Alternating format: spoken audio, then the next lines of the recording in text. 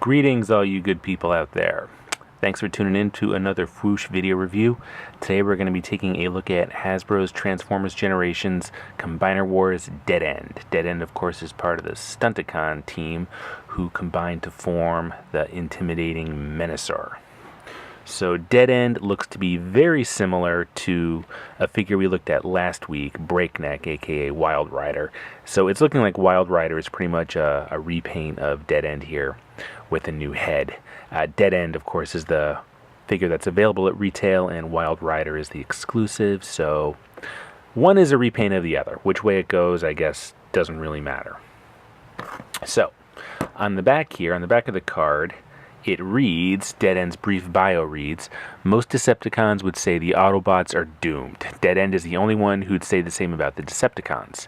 He's convinced the end of the universe is right around the corner, and he's going out with his blasters blazing. So Dead End sounds like kind of a fun barrel of monkeys. So give me a second while I get this guy open, and we're going to take a look and see just how different he is from Breakneck, or Wild Rider, as it were. So thanks for tuning in, and sit tight.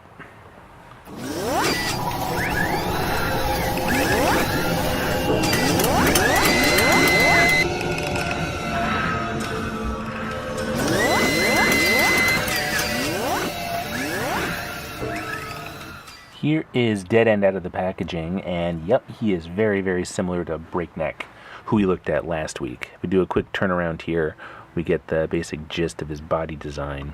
So just like Breakneck, he's got a little bit of a kibble going on with the hood of the car on his back, but the G1 Stunticons had the same kibble, so there we go. I just look at it as being consistent with the original design. So here are Dead End and Breakneck side by side here, and we can definitely see the similarities now. I mean, in terms of coloring, one almost looks like the inverse of the other. What's mostly what's red here is gray here, and vice versa. So, and it's amazing how that is enough to make them look like totally unique figures, because they totally do to me. I mean, it's enough. It does the job. It's like Superman wearing the glasses, or Clark Kent wearing the glasses, and he's suddenly Superman. It doesn't take much to trick my eye into seeing more than what's actually there. So, I mean, at least they have different head sculpts, and let's get a close-up of Dead End's head sculpt here, because it is pretty cool. I love the gold faceplate with the purple visor, basically. Just looks really, really sharp. And it is completely different from Breakneck's, because we see a more humanoid face here, and then way more robotic with Dead End. So that is pretty cool. And just like with Breakneck, Dead End comes with that club melee weapon thing that looks like an exhaust pipe. And I love that the Stunticons have been coming with melee weapons like this rather than the traditional blasters or what have you, because it just makes them seem like just such punks and thugs. They're kind of like the Dreadnoks of the Transformers world. That's one of the things I always liked about the Stunticons, why they're one of my favorite combiner teams. Probably my favorite combiner team. So, let's get Dead End here transformed into his alt mode. And that is done by going like this. First, we'll flip his hands in, like so. Just like with Breakneck, that ratchet is really tight. Those hands they're in there for a good while now. And then what we can do is move this up and then flip his head down and around. And that basically does that. And then we can bring his arms down, and those form the panels, the side panels of the car. His legs, we got to flip the lower half around. The legs open up like so, and then we just flip that around and push that down, and all the panels should kind of lock into place when that happens. Again, we just flip it around, and then we can lock the back side in place, and there we go. Now, something that keeps giving me a little bit of trouble is getting the hood to lock in properly. I feel like I'm not doing something here, like I'm missing a step. Like his head And this chest piece should be kind of working better in some kind of unison and synchronicity, but it just doesn't seem to want to do that for me. I'm not sure what I'm missing here.